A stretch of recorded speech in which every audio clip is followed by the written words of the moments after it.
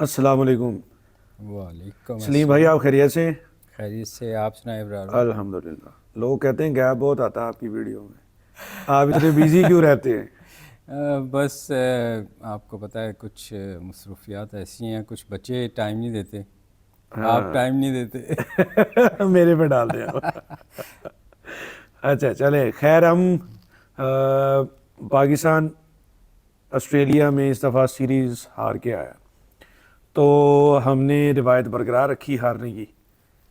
इसमें सवाल दो तीन हैं। पहला सवाल तो ये है कि क्या हमें फ्यूचर प्लानिंग नहीं करनी चाहिए? कि जाहिर है कि वो आखिरी टूर तो है नहीं, तो आगे फ्यूचर में भी ऑस्ट्रेलिया का टूर होगा, तो इसके लिए प्लानिंग किस तरह की जा सकती है कि हम जीतने के लिए जाएं, ना कि हर दफ़ा हम इसी डर से वहाँ खेलें कि एक और सीरीज़ या एक और मैच हम हार ना जाएं। इब्रार भाई, एक्चुअली देखें, आपको याद होगा कुछ देर पहले मैंने कहा था, जो जब पहला टेस्ट मैच हो रहा था, जब टीम सिलेक्शन हुई थी, तो मैंने कहा था कि हमें अपनी नई टीम लेके जानी चाहिए। उसकी रीज़न ये थी कि प्रडिक्शन तो पहले ही कर दी थी कि हमने जीतना कोई नहीं है। ये लोगों के जहन में होना चाहिए कि ये सीरीज़ बड़ी मुश्किल है, हमेशा से मुश्किल रही है, क्योंकि हमारी उनकी विकटों में बड़ा फ़र्क होता है। तो नए प्लेयर इसलिए मैंने कहा था कि लेके जाएं कि आपको एक फ़ायदा ये होगा कि आप, एक तो दो चीज़ों का फ़ायदा होना था। फ़ायदा क्या है था, तो नुकसान ही, कि आपने सीरीज़ तो हारनी ही हारनी थी।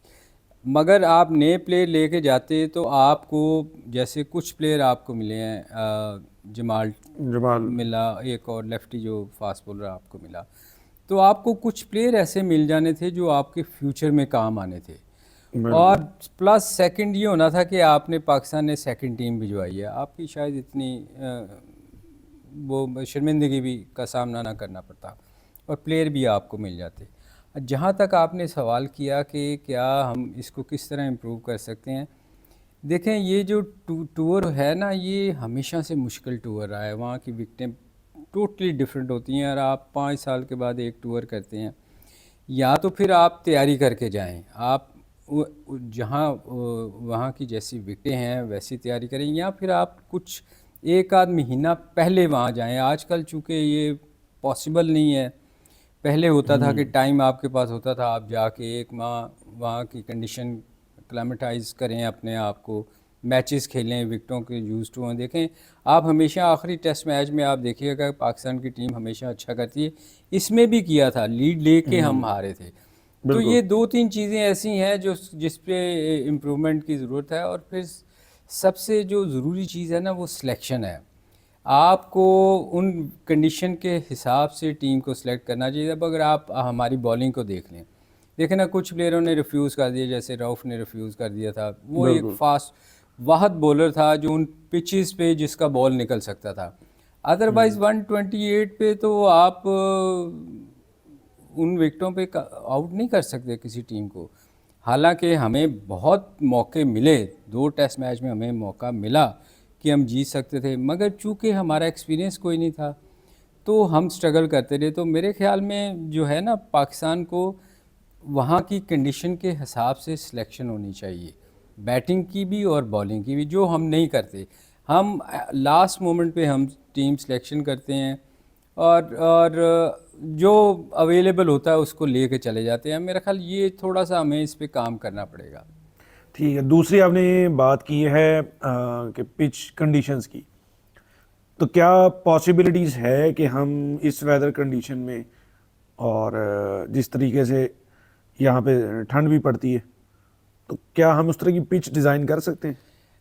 बड़ा मुश्किल है इब्रार भाई। वहाँ की कंडीशन जो है ना, टोटली डिफरेंट है। आपने देखा होगा कि वहाँ दुनिया में बहुत कम ऐसी जगह हैं जहाँ आपको इतने इतने बड़े क्रैक्स नज़र आते हैं। और जब स्पेशली आपको याद होगा, मैं हमेशा कहता रहा हूँ कि ऑस्ट्रेलिया में पहले बारी लेनी चाहिए, इसलिए कि सेकंड बैटिंग वाले को बहुत मुश्किल होती है।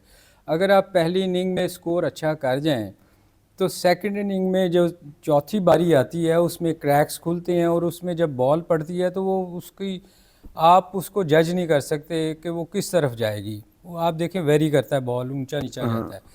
तो ये चीज़ें जो है ना, वो वैसी विकटें बन नहीं सकती। हाँ, आपने इंग्लैंड जाना है, न्यूजीलैंड जाना है, जब दुनिया में जहाँ स्विंग बॉल होती है, तो स्विंग को तो आप ग्रीन विकेट्स बना के उसको बना सकते हैं।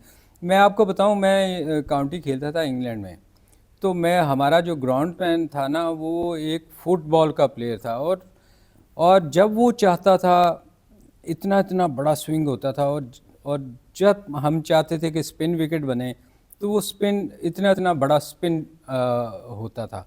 तो मैंने उसको पूछा कि यार ये बंदा ना क्रिकेट खेली है कभी ना कुछ, तो ये कैसे इस तरह की विकेटें बना लेता है। तो पता चला कि उसने कोर्स किए हुए थे मुख्तलिफ इन पिचेस को बनाने के। तो वो ये देखें ना, या तो हमारे यहाँ ऐसे कुछ होना चाहिए सिस्टम, जो बंदा इन चीज़ों पे प्रॉपर कोर्स किए हों, उसको पता हो कि किस विकेट पे क्या किस किस्म की विकेटें बनानी है। तो हमारे यहाँ हम तो अभी तक वहाँ के वहीं हैं, आके थोड़ी सी ग्रीन विकेट होती है, सुबह को आके बैट्समैन शोर कर देते हैं कि जी मैं अपने टाइम पे देखता रहा हूँ कि जी विकेट को बिल्कुल साफ़ किया जाए, शीशा मारो, सफ़ेद बनाओ। तो ये चीज़ें जो हैं, ये हमें इनसे अब बाहर निकलना पड़ेगा।